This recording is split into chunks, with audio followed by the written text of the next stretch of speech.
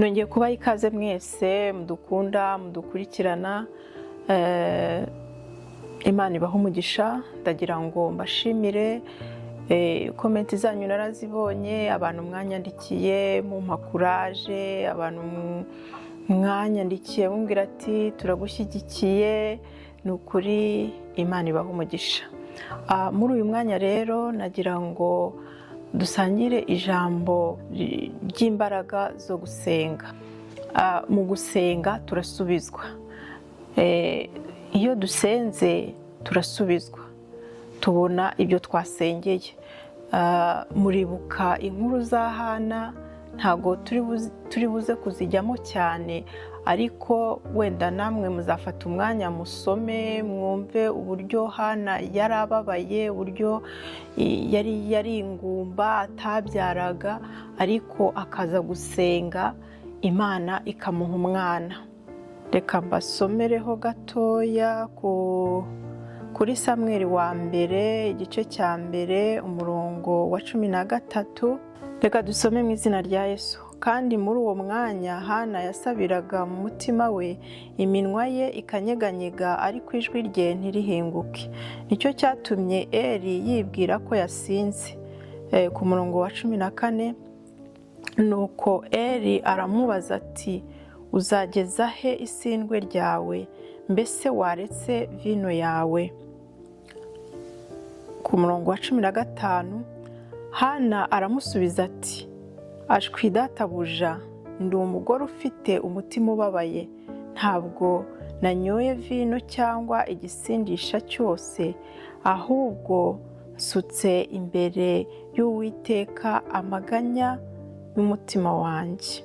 Ntabwo wenda turi busome inkuru yose, ariko ahangaha mu by'ukuri Hana yarababaye. Nicyo cyatumye ajya gusenga. Muzasoma neza ibice bikurikiyeho, muzumva uburyo Imana yamushubije ikamuha umwana w'umuhungu, ndetse uwo mwana w'umuhungu yabaye umutambyi mu nzu y'Uwiteka. Ubundi buryo bwa kabiri bw'umumaro wo gusenga, mu gusenga duhabwa protection, mu gusenga turarindwa. Iyo dusenze Imana iraturinda, kuko hari byinshi biba bitwasamiye, hari byinshi biba biduhiga, ariko mu gusenga Imana ikabiturinda. Ese waba uzi ko hari byinshi Imana iba yakurinze? Twebwe ntabwo dushobora kubimenya, nta nubwo dushobora kubibona, ariko mu buryo bw'umwuka hari ibintu Imana iba yaturinze. Iyo turyamye, iyo dusinziriye, hari byinshi Imana iturinda. N'iyo tugenda, buriya hari byinshi Imana iba yaturinze, nuko twebwe tudashobora kubirebesha amaso yacu. Muribuka Danieli ubwo bamushiraga mu rwobo rw'intare, Imana yaramurinze. Bamushize mu rwobo rw'intare, intare zari zishonje, byarashobokaga ko zimurya, ariko ntago zamuriye.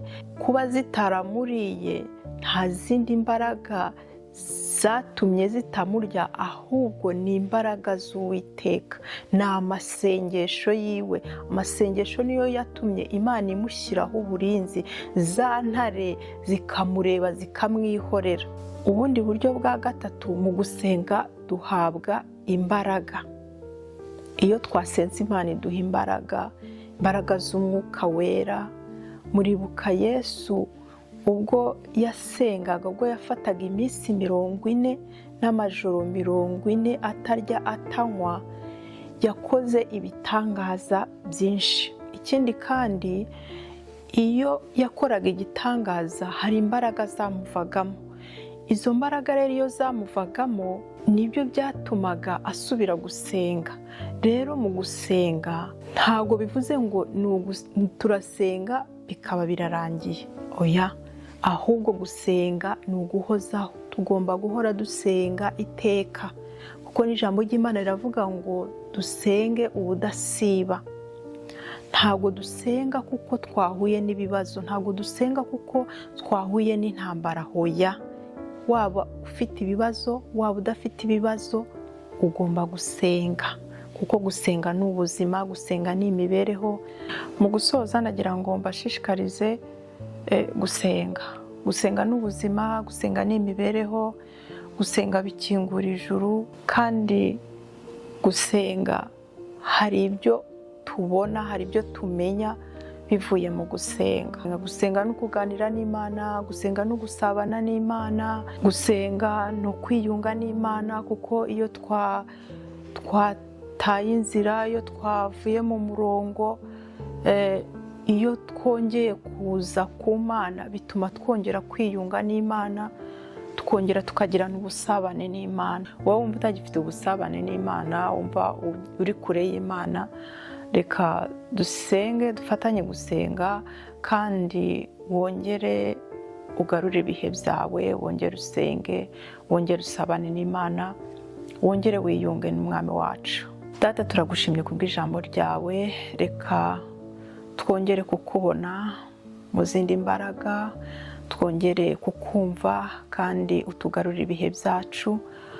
Mwami, twagiye kure yawe, ariko aka kanya turasenga ngo wongere uduhe ibihe byacu, wongere utwuzuze imbaraga, wongere utube bugufi, kuko turagukeneye kandi turakwifuza.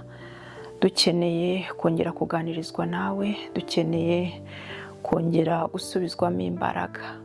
Bana natwe rero, ubuntu bwawe, imbabazi zawe, urukundo rwawe bikomeze kuganza muri twe, mu izina rya Yesu, amen.